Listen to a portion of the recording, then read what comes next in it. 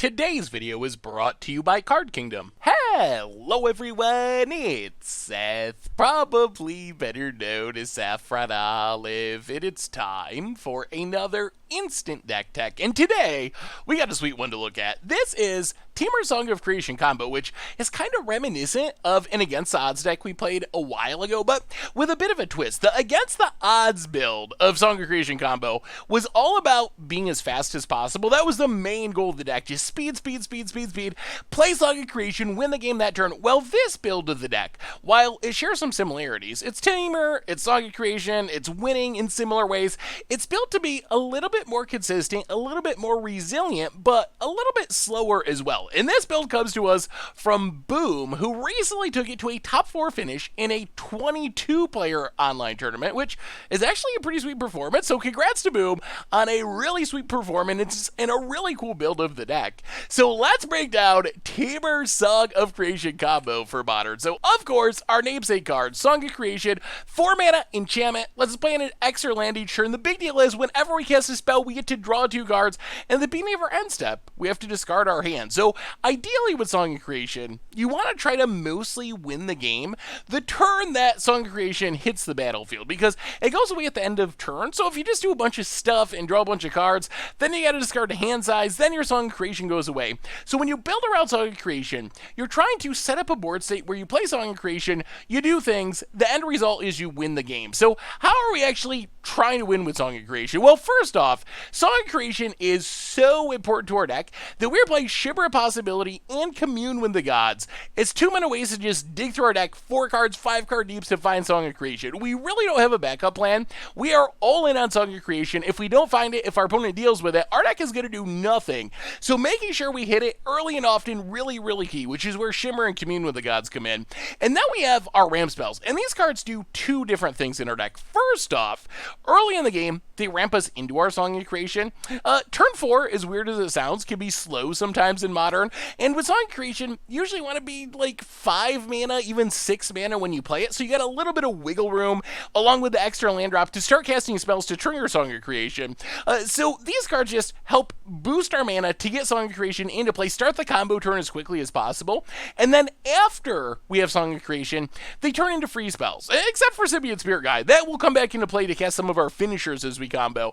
But Wild Canter, 1 mana to cast, sack it for 1 mana, Pentad Prism, 2 mana to cast, makes 2 mana immediately. So once we have Song of Creation, these are just free draw 2 cards. Cast them, draw 2 cards, use their mana to get back our mana, cast something else, draw 2 cards. So these cards keep us turning through our deck after ramping into Song of Creation. And then where the deck is a little bit weird is we have a bunch of just free spells. And again, the idea here is these are just 0 mana, draw 2 cards once we have Song of Creation. And this is where the deck is a little different than our build. We were very heavy on rituals, trying to keep making a bunch of mana with our Song of Creation. This deck, instead of playing rituals, it's just playing free stuff for the most part. And then the Simian Spirit Guides are like the rituals of the deck. So Engineered Explosives can be a wrath almost, well, for a specific mana cost, but gives us some defense. Also just free draw true with Song of Creation. Memnite, Chump Blocker, free draw true with Song of Creation. Mishra's Bauble, in the early game we can sack it to try to find Song of Creation. After you have Song of Creation, free draw 2. Pact Negation, protect Song of Creation. In worst case, we could use Pact just to counter one of our own spells, like cast Memnite, and then when Memnite is still in attack, Pact to Negation it to draw more cards with Song of Creation if we know we're going to win that turn.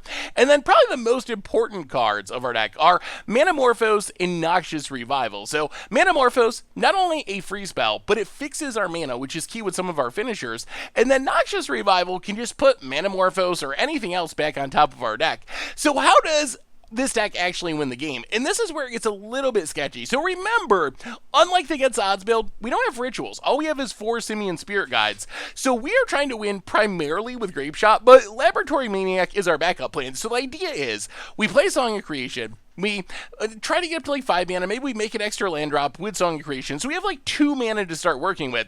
We start casting our spells, all those free spells, drawing through our entire deck.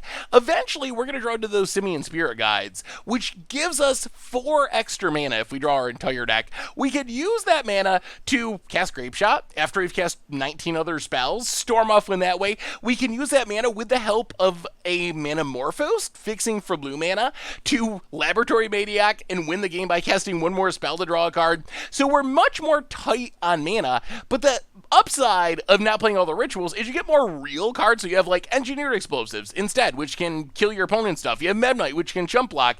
So a little bit more resilient, but a little bit more risk, I think, of the combo fizzling. Ideally, you will play this and just chain enough free spells that you will find the Simian Spirit Guides combo off and win the game. But I think there's a tiny bit of risk without the rituals that you'll fizzle more often. But maybe the resilience of having like engineered explosives, having some creatures in the deck, having more ways to find Song of Creation in the early game help make up for whatever fizzle increase there happens to be.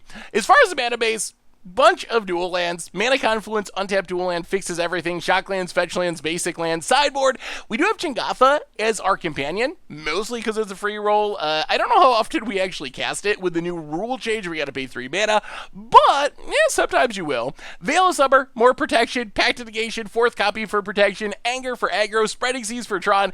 Nature's Claim for artifact decks, and Tormod Script to deal with graveyards. And that is resilient Temur Song combo, I would say. A little bit less all in our build, but still looks super sweet and has some tournament results to back it up. So congrats to Boom on a really sweet deck. Thanks to everyone for watching. I hope you enjoyed it, and I will talk to you soon. Today's video is brought to you by Card Kingdom, and right now you can get this sweet Scoop Soldier sticker when you order over at cardkingdom.com.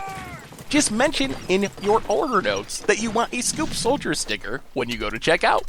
Thanks for watching the video. If you enjoyed it, help us out by clicking that like button down below.